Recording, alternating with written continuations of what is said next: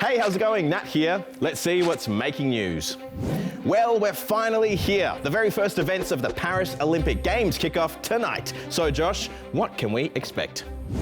The stage is set, restaurants are at the ready. Oh, are those snails? Oh. And the athletes and their fans are flocking to Paris. While we still have a few days to go until the opening ceremony, some sports are getting a bit of a head start. Like football and rugby sevens tonight, and archery and handball tomorrow. That's because they all need to share their playing fields with other sports, so they need a bit more time to fit everything in.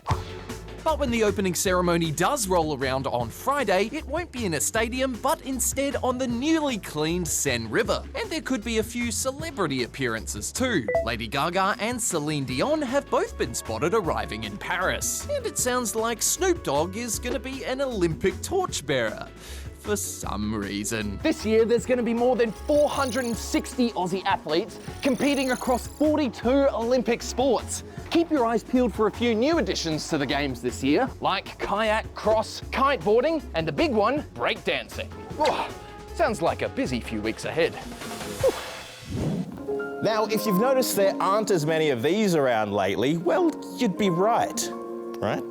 Yep, the latest data shows Australia is in a baby recession, which means basically Aussies are having fewer babies. In fact, the national birth rate has dropped to its lowest level in almost 2 decades, and experts reckon a lot of it has to do with the cost of living crisis because, well, kids can be pretty expensive.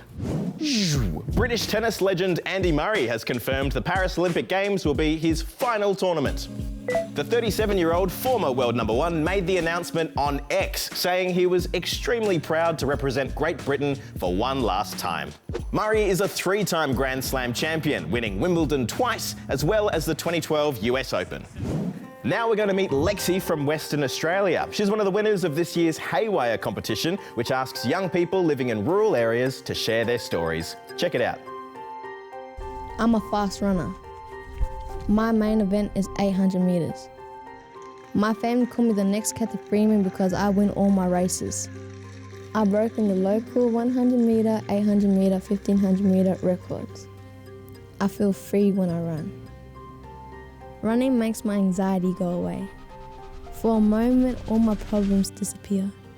When I'm lost, my whole family is lost too. In our family, we all care for each other. Sometimes I train at the Laverton horse racing track on the dusty red dirt. It's the only spot with no prickles, and it's the only place with numbers where I can measure out my distance. Sometimes when I run a lap around the whole town, my family will be in the car cheering me on. Go Lexi! When I run, the world goes quiet. That's why I run. Now it's time to pay close attention because these next stories require laser focus. Whoa! First up to Adelaide, where a world record attempt is underway. Yep, Omkar here is typing out the alphabet with his nose. He beat the record on his first go, but he wanted to give it a few more tries. And lucky he did. He only got better, with his 10th attempt coming in at 20.588 seconds, a whole 5 seconds faster than the current record of 25.66. It was really difficult to break it because typing with nose, it's not an easy task, but I was really happy that I'm able to break the record and hopefully I'll be able to get the Guinness World Record. Now to Texas, where a mistake has made this rare copy of the first Harry Potter book extremely sought after. Rowling's name is misspelled on the title page, so it's given as J.A. Rowling, so obviously the A should be a K and it's missing a period. It's just hit the auction block where bidding's already reached $19.5 thousand. And finally to WA, about 300 k's south of Perth, where the National Ploughing Contest has brought farmers from all over the country and even New Zealand to compete. It's one of the biggest events on the farming calendar, with the winner earning themselves the right to compete at the World Ploughing Contest in Estonia next month. Well, that's all from us today. See you tomorrow. Bye.